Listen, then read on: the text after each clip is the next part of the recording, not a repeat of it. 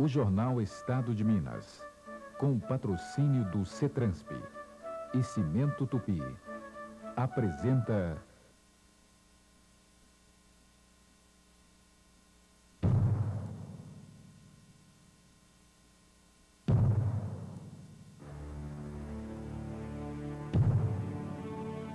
Pela madrugada de 12 de dezembro de 1897, retumbante salva de 21 tiros de dinamite aterrou o espaço, saudando o alvorecer da memorável data.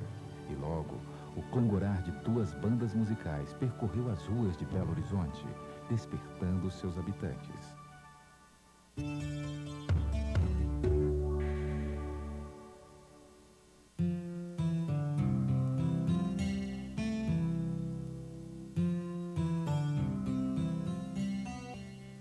A transferência da sede do governo mineiro de Vila Rica para Belo Horizonte não decorreu sem conflito. Os ouropretanos defendiam a manutenção da capital em sua cidade, apesar da decadência da mineração e do enfraquecimento da monarquia indicarem novos tempos. O Arraial do Curral del Rei foi um povoado que, como muitos outros nas Gerais, nasceu do Pouso de Bandeirantes.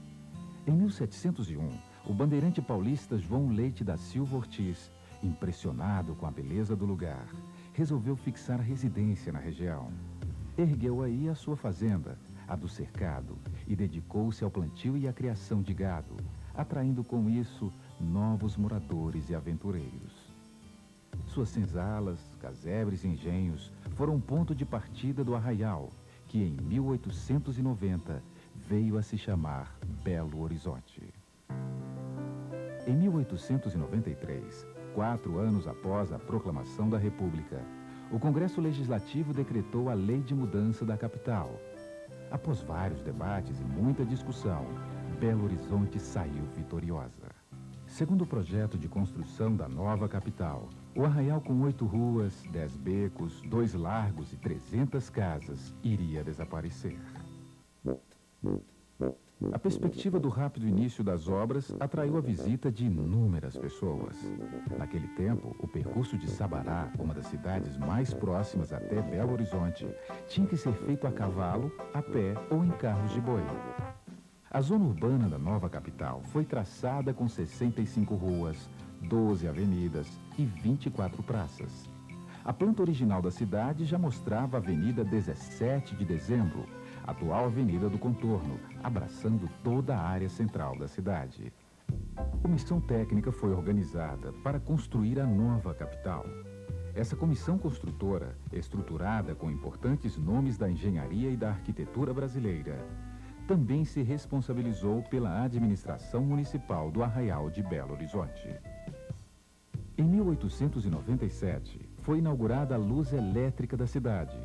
As luzes se acenderam pela primeira vez, um dia antes da inauguração da capital. As primeiras construções revelavam traços de uma arquitetura bastante eclética. O comércio desenvolvia-se com a chegada dos funcionários do governo estadual. Vários estabelecimentos de ensino foram criados. A prefeitura preocupou-se em garantir um saneamento básico. Em 1898, aconteceu no Parque Municipal a primeira corrida de bicicletas da nova capital mineira. Belo Horizonte tinha pouco mais de 3 anos quando o mundo inteiro orou a virada do século.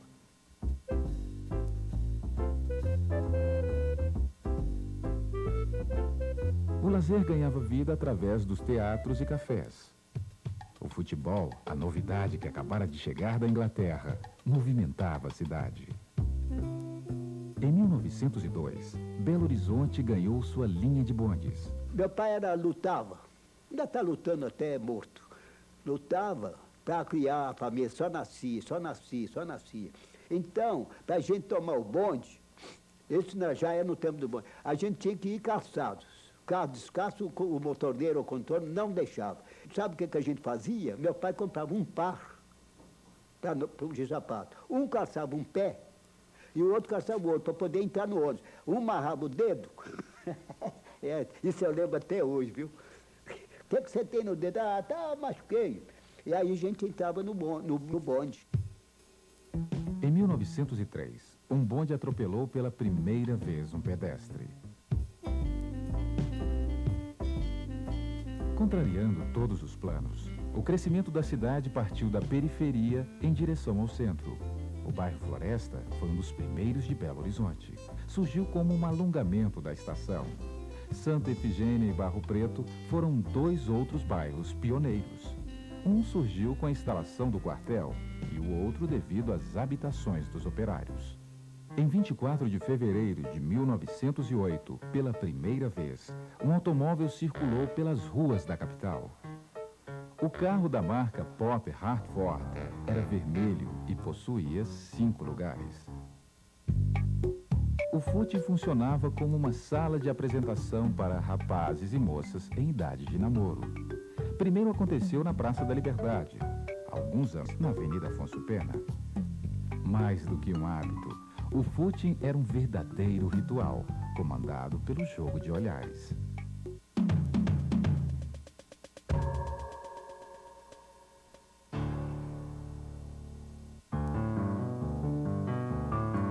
A cidade ainda estava em construção quando começou a Primeira Guerra Mundial. A dificuldade de importação de materiais praticamente paralisou as obras públicas. Em 1916, foram feitas 207 construções na cidade. O número caiu para 102 no ano seguinte e chegou a apenas 25 em 1918. A crise provocada pela guerra não impediu, entretanto, o desenvolvimento do setor industrial. Nesse período, a nova capital ainda não era o centro da economia mineira, mas já possuía um razoável parque industrial, com mais de 23 empresas. Predominavam a produção de gêneros alimentícios, calçados, móveis, indústrias têxtil e de vestuário. A política imigracionista do governo do estado trouxe para a nova capital diversas famílias estrangeiras, a maioria de origem italiana. Fala-se em colônia italiana. Na verdade, a colônia pressupõe uma certa organização. E aqui os italianos vieram por necessidade de trabalho, por espírito de aventura, pelo fato de uma capital nova. E vieram de todas as áreas da Itália. E aqui conseguiram, de fato, se amalgamar com o povo de Belo Horizonte e contribuir de uma maneira interessante em todos os setores das atividades industriais, comerciais, da parte cultural, da parte musical, etc. Eles se organizaram como quase, não digo por defesa própria, mas por intenção de aglutinamento, em organizações como a organização que se chamou Sociedade Beneficente Mútuo Socorro, da qual nasceu a escola italiana, que aqui dava todo o curso primário brasileiro e italiano, e também nasceu no campo do esporte o então Palestra Itália, que com a guerra depois mudou-se inicialmente para a Palestra Mineiro e depois para o Cruzeiro, o atual Cruzeiro.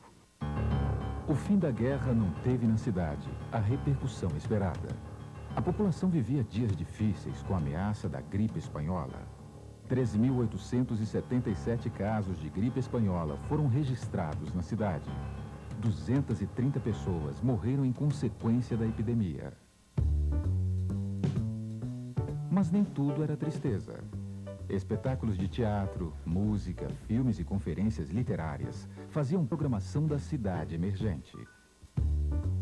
A moda dos chapéus não era muito bem vista pelos frequentadores do teatro municipal. Para coibir o hábito, principalmente das mulheres, que usavam e abusavam dos modelos extravagantes, a prefeitura decidiu legislar sobre o assunto. Em 30 de janeiro de 1911, através da portaria número 62, ficou proibido o uso de chapéus na plateia do Teatro Municipal. Naqueles tempos, o carnaval era uma festa que movimentava tanto a cidade que, durante os dias de folia, circulavam jornais editados especialmente para o evento, como Mataquins. O carnaval. O carnaval era carnaval, não era bagunça, era carnaval. Usava muito confete e serpentina. Então, as namoradas da gente, a gente pegava aqueles rolos de cantina e enrolava, ficava enrolando. Horas e horas aqui enrolando. Era o único prazer, era esse, enrolando, enrolando, enrolando. E ela toda satisfeita, a moça, né? Toda satisfeita. E tinha o confete. Quem tinha muito dinheiro tinha aqueles sacos de confete. Quando não tinha, a gente apanhava no chão assim. E era uma beleza. Tinha o lança-perfume. Costumava ir jogar até no olho da gente, de maldade. Doía. Mas usava um lança-perfume cheiroso, uma beleza, viu? Acabou tudo, né? Ah, tinha o Corso. O Corso era os automóveis, tudo com as capotas de seda. E o pessoal em cima, aquela beleza. E um ligava para o outro, chegava a serpentina ele jogava no outro, e ficava a ligação, sabe? Entre uns carros e outros. Em 1911, uma portaria municipal determinou pela primeira vez a velocidade máxima dos veículos. 10 km/h urbana e 20 na zona suburbana.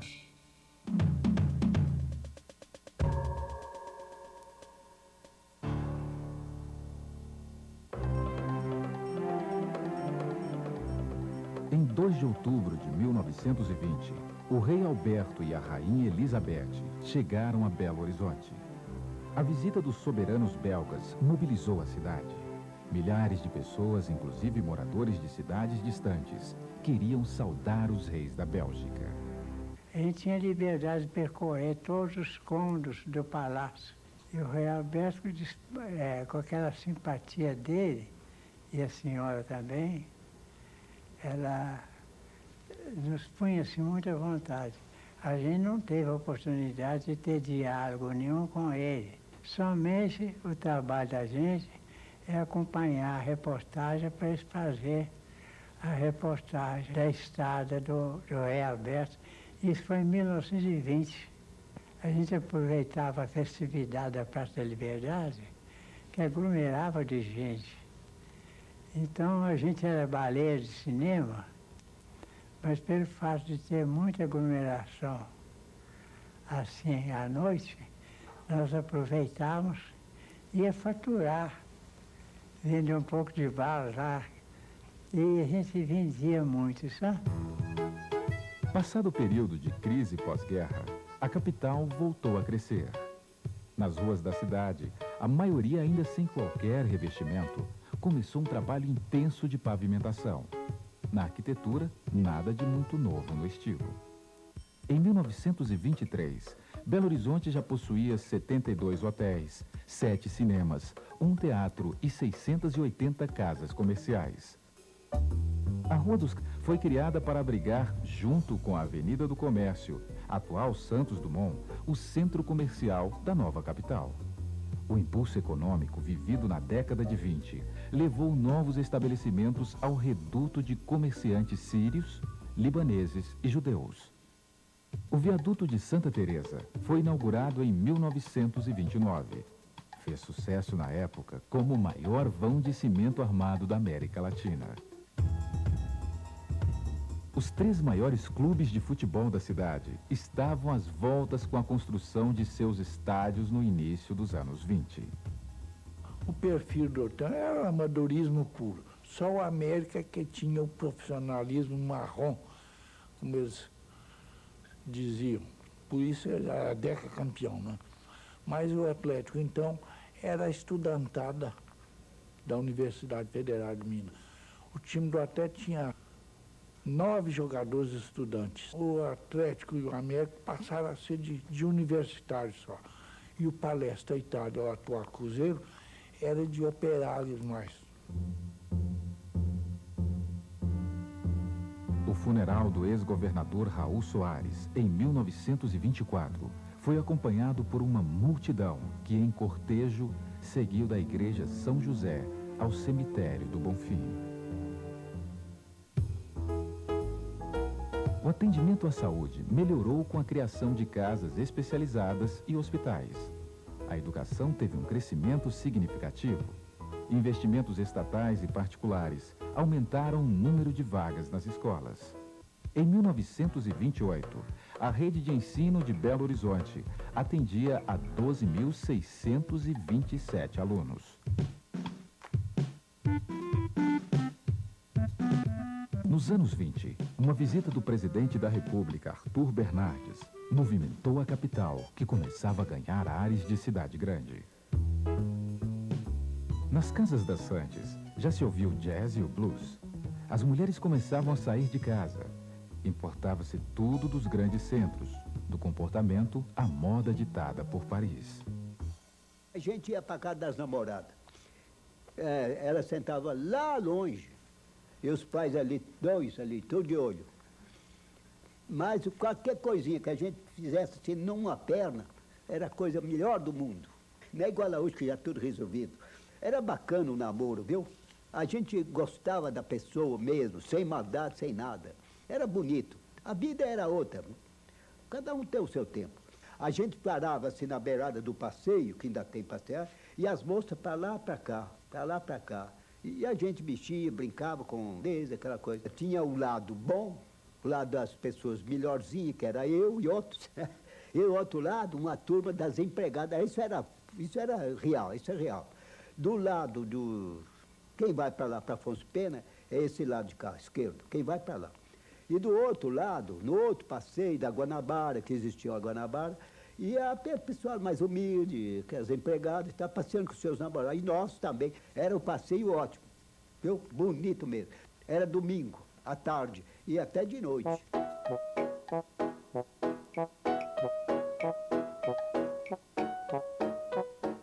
O cinema influenciava a vida de todos. Os cines Odeon e Pathé eram um ponto de encontro e festa. A Rua da Bahia vivia o seu apogeu. Seus bares e cafés reuniam artistas, intelectuais e políticos. A história do jornal Estado de Minas começou em 7 de 1928, quando circulou sua primeira edição, com 5.000 exemplares.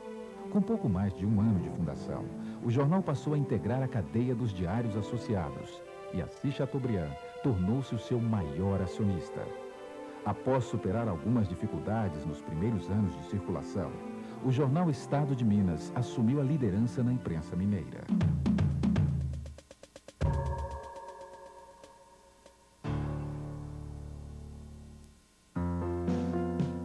A Revolução de 30 tumultuou a vida da população. Um confronto entre a força pública e o regimento de infantaria obrigou os habitantes a se recolherem em suas casas. Aquele tiroteio na cabeça da gente, a gente não dormia a noite inteira, só aquele barulho de bala, e bala caindo. E o padre falou com ele: ó, senhor Gil, quando movimento de revolução, você pode ficar sabendo, eles cortam a água e cortam a luz. Ora, dito e feito, naquela noite eles cortaram a água e cortaram a luz. Quando começou o tiroteio, que nós ficamos debaixo de uma mesa, o meu irmão com o meu cunhado foram arrancar 4 ou 5 tábuas do assoalho, puseram um banquinho segurando, fizeram aquele buraco para a gente passar lá para baixo. Aí que nós fomos para debaixo do assoalho. Ficamos ali 5 dias e 4 noites. Para nós, eles pensavam que morava ali oficial do exército, e não era.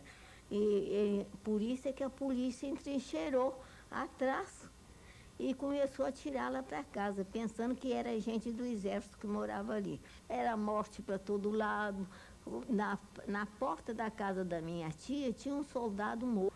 O meu tio, quando abriu a porta, estava lá aquele soldado morto. Ainda falaram assim: mas tem gente aí nessa casa? Ele falou: tem. Eu, minha mulher e 8 filhos. E assim foi, minha filha. Passamos a Revolução de 30 dessa maneira. Nos anos 30, o crescimento da cidade mostrou-se desordenado. Os serviços de infraestrutura eram deficientes. As instalações de esgoto e de energia não supriam as necessidades. A cidade crescia para todos os lados. Foi num sábado de carnaval, 14 de fevereiro de 1931, que o Diário da Tarde chegou às bancas. Com a manchete "A cidade em pleno reinado da folia", o jornal chegou inovando. Vespertino circulava em 2 edições diárias. Idealizado pelos jornalistas do já consolidado Estado de Minas, o Diário da Tarde surgiu com um compromisso de servir ao povo mineiro. Em 1931, também foi inaugurada a Rádio Mineira. A primeira emissora da cidade funcionou inicialmente no andar térreo do prédio que abrigava o Conselho Deliberativo Municipal. Na arquitetura, o ecletismo deu lugar ao estilo cubista e ao Art Deco. Surgiram os primeiros prédios altos. Em 1932, foi inaugurado o Cine Brasil, o maior cinema do país naquela época. Por causa de seus 6 pavimentos, muita gente pagou ingresso para subir no seu terraço e ver a cidade lá de cima. Em 1935, foi construído o primeiro arranha-céu da cidade. O edifício Ibaté, um prédio de 10 andares, marcou o início de uma nova era. Em 1936, Belo Horizonte movimentou-se para participar do 2º Congresso Eucarístico Nacional. Um altar monumental foi construído para o acontecimento, que presenteou a cidade com a Praça Raul Soares, urbanizada especialmente para o evento. O clima de Belo Horizonte atraía milhares de doentes para tratamento de saúde. O sambista Noel Rosa, que sofria de tuberculose, foi uma das celebridades brasileiras que vieram à cidade por recomendação médica. As mulheres devidamente acompanhadas pelos pais ou maridos começaram a participar da vida noturna da capital. No Automóvel Clube aconteciam as festas mais elegantes. Na sede da Feira de Amostras, os jantares dançantes. A Feira Permanente de Amostras localizava-se na Praça Rio Branco, local onde antes funcionara o antigo mercado da cidade. Era um local de exposições muito frequentado pela população. Na década de 30, nadar no Rio Arrudas era uma das opções de lazer em Belo Horizonte. Em 1936, começou a funcionar o aeroporto da Pampulha. Em 1937, o Estado Novo implantou um forte aparelho repressivo, acabando com a liberdade de imprensa e restringindo a participação popular. Mesmo assim, a cultura ampliou espaços e foi se diversificando. Belo Horizonte continuou investindo na educação e na economia, tornando-se um centro polarizador do Estado. No final da década de 30, foi inaugurado o Minas Tênis Clube. Construído na área reservada ao zoológico da cidade, o primeiro clube social da nova capital foi um importante incentivo ao esporte local.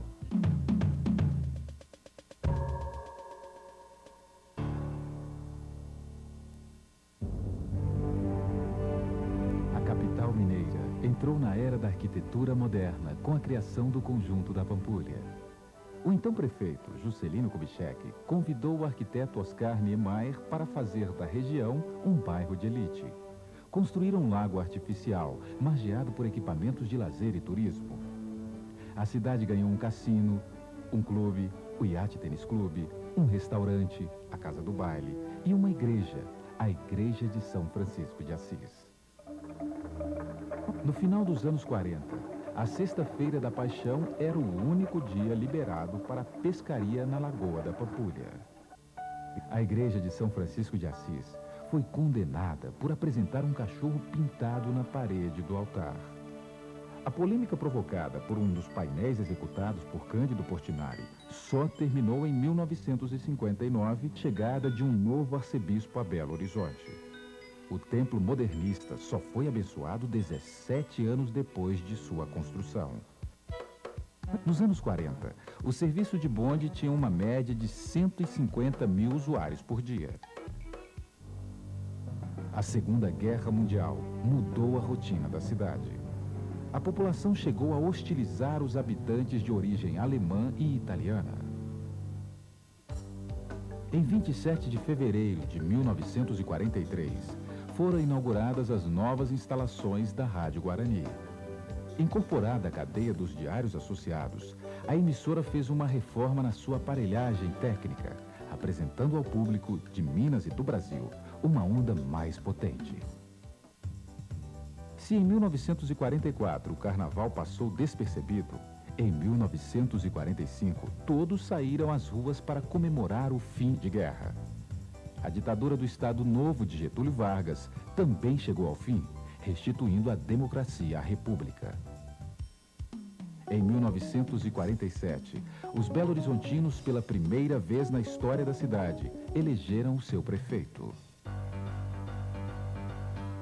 Nos anos 40, a rede de ensino da capital se tornou famosa e Belo Horizonte foi invadida por estudantes de outras cidades, a maioria morando em repúblicas. Em 1948, existiam 1.418 indústrias na capital mineira. Belo Horizonte investia na educação e na saúde e definitivamente deixava de ser a cidade dos funcionários, tornando-se um dos mais importantes polos industriais do país. Em 1947, o tráfego de veículos na capital era grande. Cerca de 7.000 carros estavam em circulação. A falta de moradias era um dos principais entraves ao desenvolvimento urbano. Os grandes prédios de apartamentos foram apontados como a melhor solução. Surgiram as grandes companhias imobiliárias. O IAPI foi o primeiro conjunto habitacional de Belo Horizonte e, segundo a imprensa da época, o primeiro projetado no Brasil. Sua construção repercutiu em todo o país como alternativa de moradia. Para substituir o antigo Teatro Municipal, vendido pela Prefeitura, foi projetado o Palácio das Artes. Enquanto dificuldades financeiras impediam a continuidade de suas obras, Belo Horizonte ganhou o Teatro Francisco Nunes. A Escola Guinhar também começou a funcionar nesta década, oferecendo um respeitado curso de belas artes. Em 1943, foi criado o Museu Histórico Abeto. A única construção remanescente do antigo Curral del Rei, a Fazenda do Leitão, depois de passar por uma cuidadosa reforma, transformou-se em sede da nova instituição. Na década de 40, Belo Horizonte foi a primeira capital do país a ter uma estação rodoviária, centralizando todo o serviço de transporte. Localizada atrás da feira de amostras, a estação mostrou-se eficiente até o início da década de 60, quando o volume de passageiros e ônibus exigiu uma nova rodoviária. Em 1971, foi inaugurado o Terminal Rodoviário de Belo Horizonte, considerado, na ocasião, o maior da América Latina.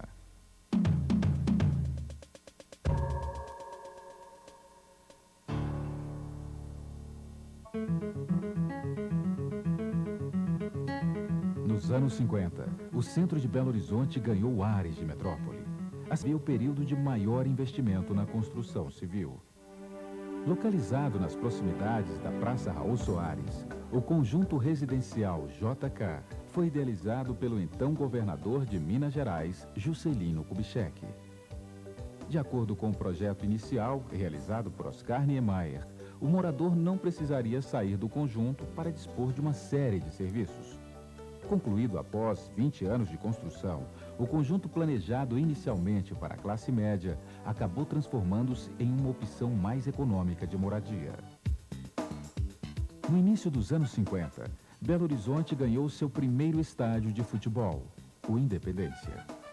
Com capacidade para 45.000 pessoas, o estádio foi sede de alguns jogos da Copa do Mundo de 1950 e cenário da disputa que ficou conhecida como a Grande Zebra Internacional, a vitória por 1-0 da seleção dos Estados Unidos sobre a então imbatível seleção inglesa. A criação da CEMIG, Centrais Elétricas de Minas Gerais, garantiu a instalação da indústria siderúrgica em Belo Horizonte. O sucesso da industrialização trouxe o êxodo rural. O crescimento acelerado da população aumentou o número de favelas. A cidade-hospital, como era chamada, enfrentou a falta de leitos para o atendimento médico. O abastecimento de água piorou. Começou a faltar vagas nas escolas. Morava eu no bairro Carlos Prates, e a lembrança mais viva que eu tenho na memória é o bonde das 6h30. Naquela época o bonde saía às 6h30 da manhã, do Carlos Prates até o centro da cidade, para depois tomar outro bonde e até chegar ao Colégio Arnaldo. Então me lembro do bonde das 6h30, os alunos do Colégio Estadual, jovens alunos, os alunos do Colégio Arnaldo, também jovens alunos, mas o encantamento era dado todo para as alunas do Instituto de Educação. com as suas blusas brancas e suas saias azuis. Elas davam o encantamento do bonde. Então, na minha memória, fica o bonde do encantamento pela beleza das jovens alunas do Instituto de Educação. Uma lembrança que frequenta a minha memória e que me relembra Belo Horizonte da época que aqui cheguei. Apesar das dificuldades, o processo de urbanização continuou. Começaram as obras da Avenida Cristiano Machado. Foi criado o Mercado Popular da Lagoinha. As principais vias de acesso ao centro foram invadidas por estabelecimentos comerciais. No final dos anos 50, foram inaugurados os primeiros supermercados da cidade. A novidade foi apresentada à população como um revolucionário sistema de vendas comerciais.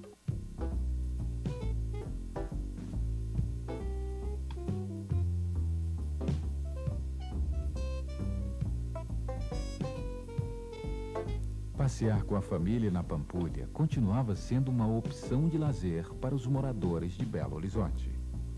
As piscinas e as quadras de esportes do Iate Tênis Clube estavam sempre cheias no fim de semana.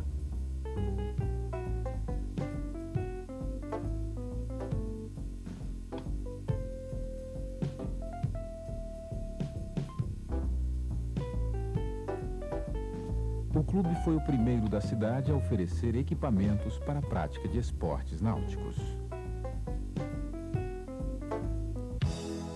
Depois da proibição do jogo, o prédio do Cassino da Pampulha recuperou seu prestígio com a instalação do Museu de Arte Moderna, em 1957. Naquela época, a sociedade belo-horizontina também costumava se ir na boate a caiaca. Outra opção de lazer para a população eram as apresentações do Cine Grátis. Cine Grátis realizava os seus trabalhos, iniciando, nós íamos para as praças públicas em torno de 18 horas, para iniciar as sessões às 19 horas, e íamos até às 10 da noite exibindo filmes de curta e longa metragem. A Força e Luz permitia nós usarmos os sacos pretos para escurecer os locais. A prefeitura nos dava o privilégio de fazer campanhas de educação para a população, educação sanitária, educação de adultos. O trânsito nos permitia fechar as ruas, destinando um inspetor que nos acompanhava. O Guarda Civil nos dava também a presença de uma polícia. Cine Grátis foi uma alegria de Belo Horizonte, foi uma alegria para a cidade Jardim. Em 8 de novembro de 1955, foi inaugurada a TV Itacolomi. Localizada no 24º andar do edifício Acaiaca, o empreendimento dos Diários Associados constituiu um marco no progresso da cidade. No dia da inauguração, uma multidão postou-se em frente às vitrines das casas comerciais, que exibiam os aparelhos receptores. A inauguração do novo sistema de comunicação transformou-se em uma grande festa popular.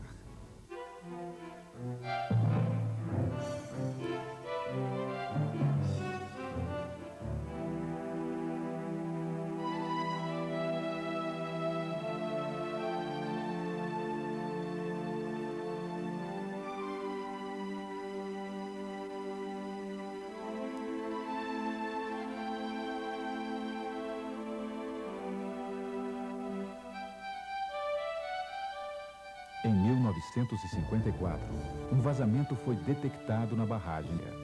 Sem sucesso, as autoridades acionadas fizeram de tudo para tentar evitar o rompimento.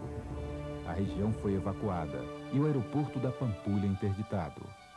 Quando a barragem cedeu, a água se espalhou atingindo casas, olarias e o aeroporto. O rompimento fez desaparecer a lagoa.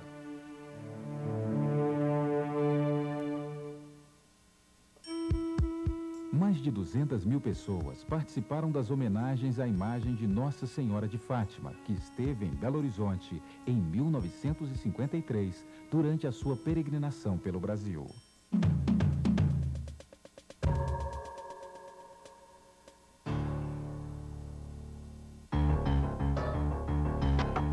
Nos anos 60, a situação era tensa em todo o país.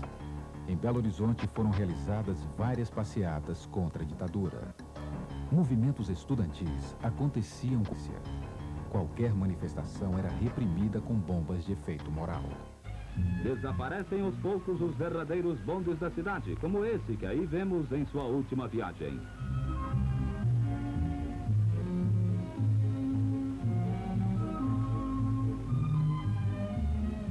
A retirada dos trilhos tem um valor simbólico de progresso e uma afirmativa de realização.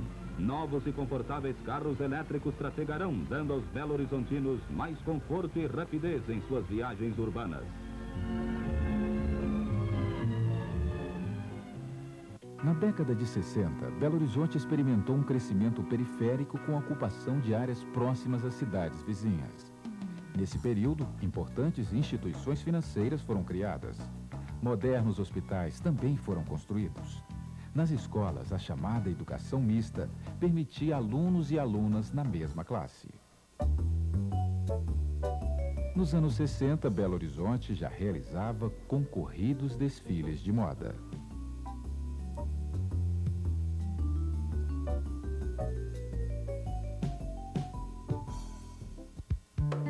Belo Horizonte ganhou 2 novas bibliotecas nos anos 60, a estadual e a municipal.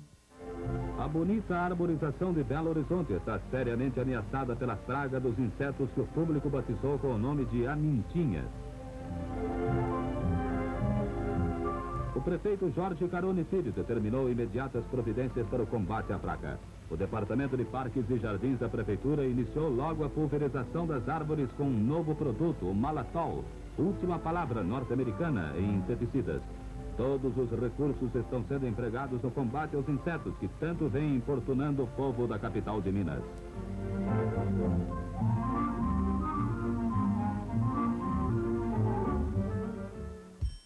As árvores da Avenida Afonso Pena acabaram sendo derrubadas. Aos poucos, a capital mineira cedia espaço ao progresso, perdendo sua bela imagem de cidade-jardim. Obras de canalização, calçamento e recuperação de ruas podiam ser vistas por todos os lugares. Belo Horizonte continuava a viver à mercê das leis do mercado imobiliário. A chegada a Belo Horizonte, quando a gente vem exatamente assim, do lado de Brasília, é uma cena maravilhosa. A cidade grande, com a serra emoldurando ao fundo, a Serra do Curral. Eu nasci aqui, morei a maior parte da minha vida aqui perto da Praça da Liberdade. Convivi, portanto, com vários e vários fatos da história da cidade. Me lembro bem que, guardo até hoje, fotografia, quando eu tinha 3 anos apenas, sentado num dos canteiros da Praça da Liberdade. Pude jogar futebol ao lado da Secretaria da Fazenda, tinha um lá que dava para a gente jogar um pouquinho. Eu estudei também aqui perto, no Colégio Estadual, toda a parte daí do antigo ginásio, do científico, vivendo uma fase muito boa de Belo Horizonte. Mais conhecido como Pirulito, o obelisco da Praça 7 foi projetado como monumento ao centenário da independência do Brasil. Composto de 2 fiadas de cantaria que sustentam a grande pedra central, pesa mais de 20 toneladas. Foi instalado na Praça 7 em setembro de 1924. Ficou lá até 1962, quando foi retirado e abandonado no Museu Histórico. No ano seguinte, foi instalado na Praça Diogo de Vasconcelos.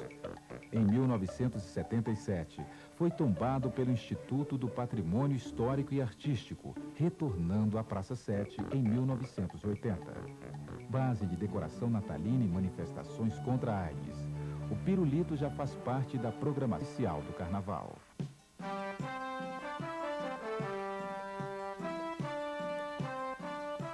O clima tenso dos anos 60 não impediu a realização do Carnaval.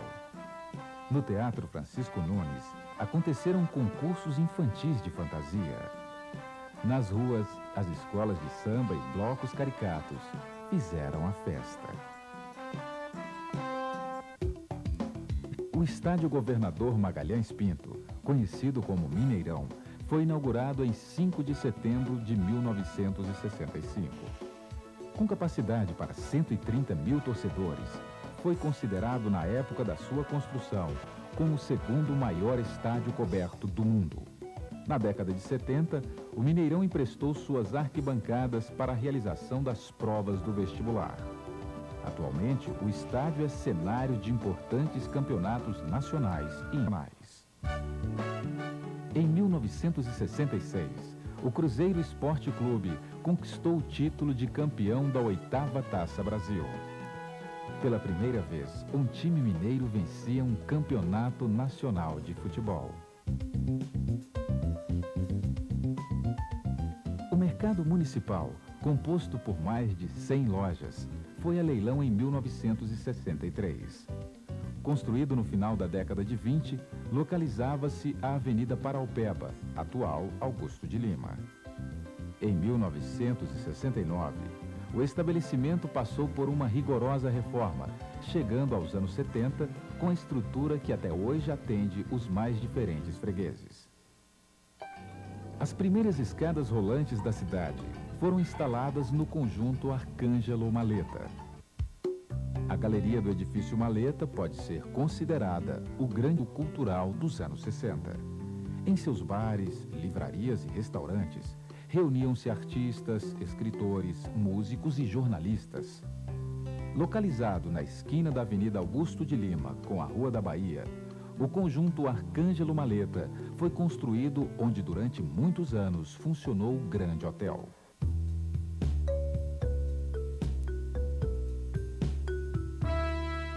Os bailes de debutantes eram uma maneira de apresentar as jovens à sociedade.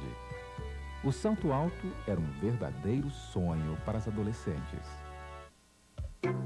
Belo Horizonte elegeu uma Miss Brasil em 1961. Estael Abelha foi recebida com muita festa pelos moradores da capital.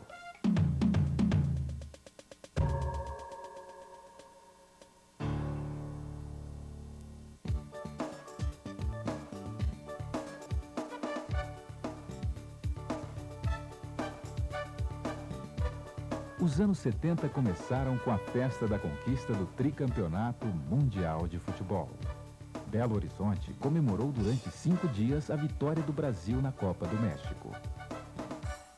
Em 20 de dezembro de 1971, o Clube Atlético Mineiro venceu o primeiro campeonato nacional de futebol, derrotando o Botafogo por 1-0 em pleno Maracanã.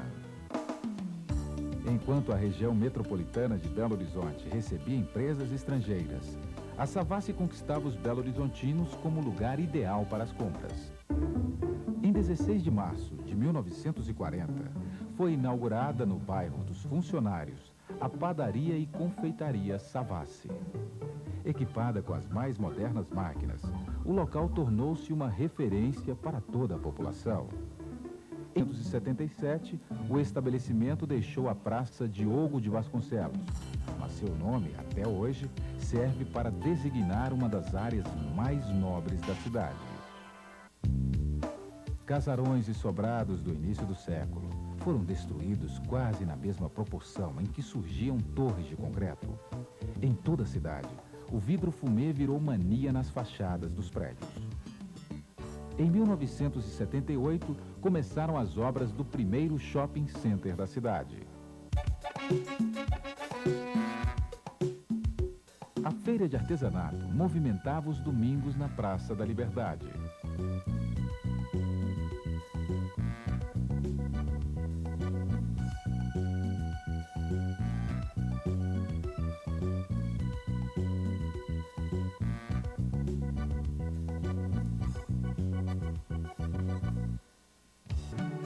Em 31 de julho de 1976, foi a vez do Cruzeiro Esporte Clube conquistar o título de campeão da Copa Libertadores da América, 3-2 sobre o time argentino River Plate. Nos anos 70, milhares de trabalhadores realizaram manifestações por melhores salários e condições de vida. Por falta de recursos, as universidades atravessaram uma grave crise. Os protestos contra a depredação da Serra do Curral também aumentaram. Em 1977, a Universidade Federal de Minas Gerais completou 50 anos de atuação. Possuía uma comunidade acadêmica de aproximadamente 30 mil pessoas, oferecendo 35 cursos de graduação e 38 em nível de pós-graduação. A cidade passou por momentos muito difíceis ao longo dos anos 70. O desabamento de um pavilhão do Parque de Exposições da Gameleira, em fase final de construção, fez inúmeras vítimas. Sucessivos incêndios e várias enchentes também fizeram Belo Horizonte sofrer. Em 1978, a Universidade Católica de Minas Gerais completou 20 anos de atividades. Possuía então 16 mil alunos.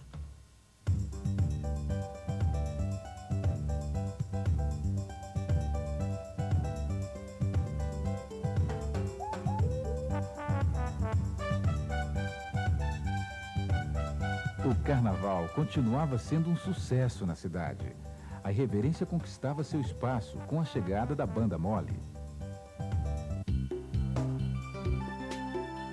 Ponto de encontro e paquera, as piscinas nunca deixaram de ser uma opção de lazer na cidade. Depois de sua obra-se por quase 30 anos, o Palácio das Artes foi finalmente entregue à população. Surgiram os grupos Corpo e Giramundo. Belo Horizonte começou a marcar presença no cenário cultural brasileiro e mundial. Os rapazes do Clube da Esquina despontaram com toda a sua musicalidade.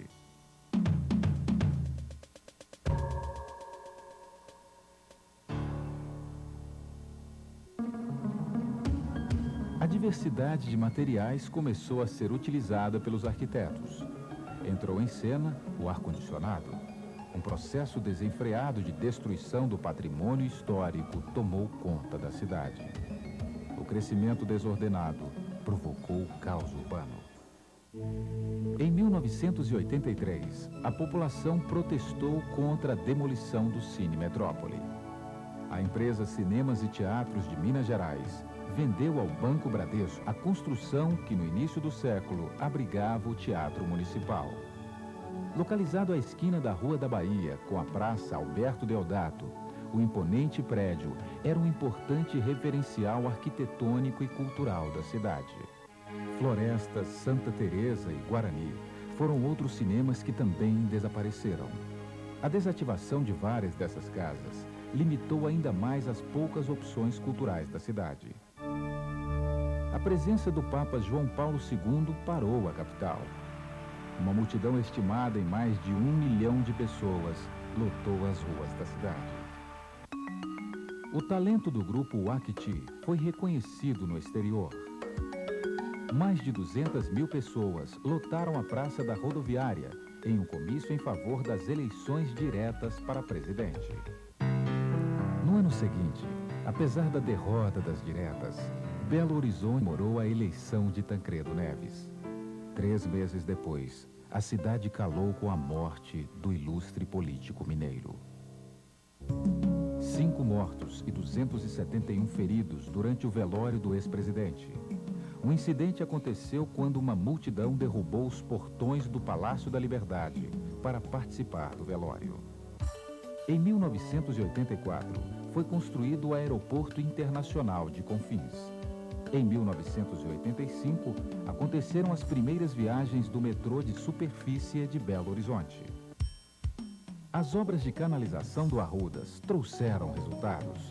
A Lagoa da Pampulha começou a dar sinais de que não estava bem. A cidade ganhou o Parque das Mangabeiras e o Mineirinho.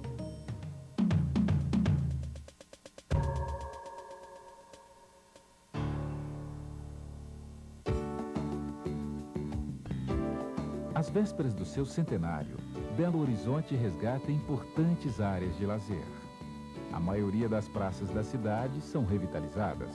O Parque Municipal é recuperado.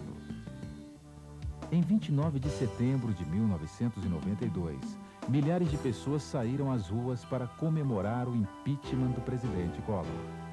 Também em 1992, o Atlético conquistou o título de campeão da primeira Copa Conmebol.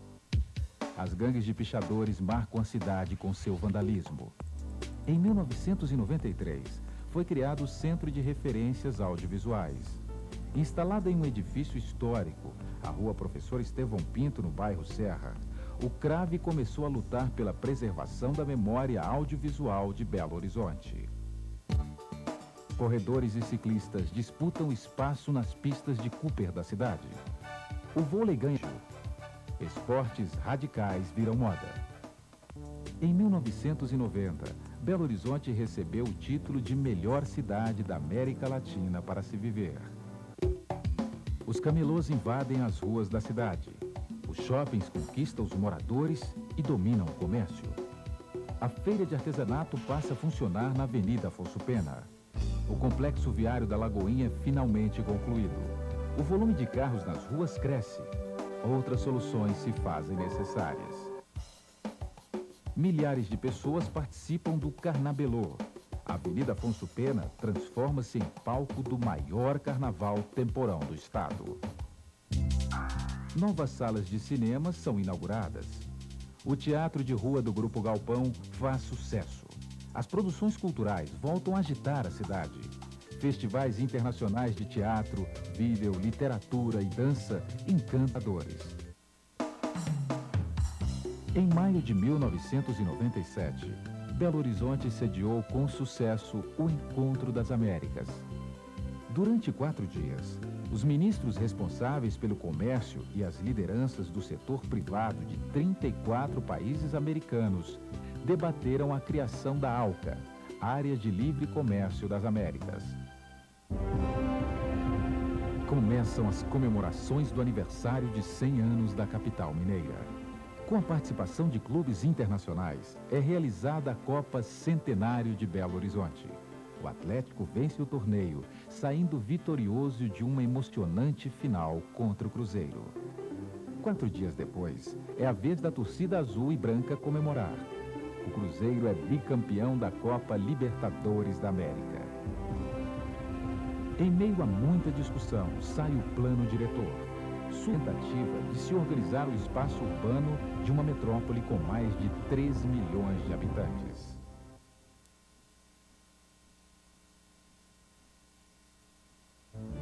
Belo Horizonte faz 100 anos. A cidade, moldada entre o concreto e invadida pelo asfalto, ainda guarda uma incrível sedução no seu estilo, meio cosmopolita, meio de interior. O ritmo acelerado da metrópole se mistura ao compasso lento de um tempo que ficou para trás. É essa nossa Belo Horizonte, cidade centenária de todos os tempos, de toda a sua gente. Gente que está buscando a sua memória, juntando pedaços para tomar posse de sua história e conquistar nesse Belo Horizonte outros tantos centenários.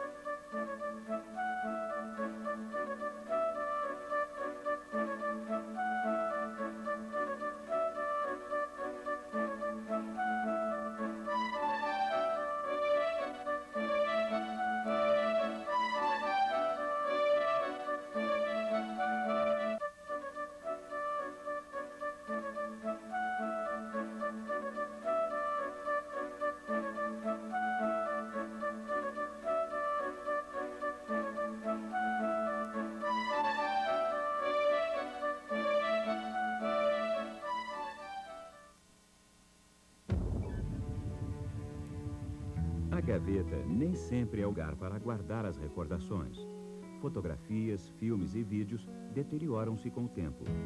Aberto ao público em geral, o Centro de Referência Audiovisual é um instrumento da Prefeitura de Belo Horizonte para o registro da memória audiovisual da nossa cidade. O CRAV identifica acervos audiovisuais em instituições públicas e privadas. Trabalha com projetos de memória oral, gravando depoimentos de pessoas que tiveram participação em diferentes momentos da história de nossa cidade. Produz e disponibiliza informações em acervos audiovisuais sobre a origem e as transformações socioculturais sofridas por Belo Horizonte. O Centro de Referência Audiovisual, órgão vinculado à Secretaria Municipal de Cultura, funciona ainda como um espaço para oficinas, grupos de estudos, cursos, seminários, debates e exibições de vídeos e filmes.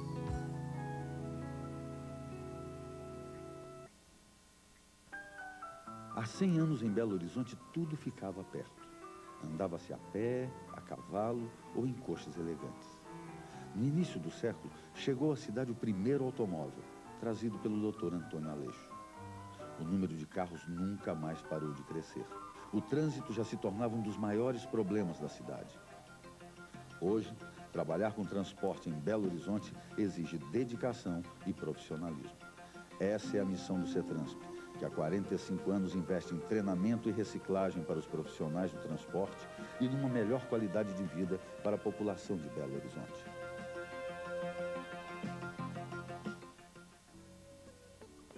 Desde a sua fundação há 100 anos, Belo Horizonte não para de crescer.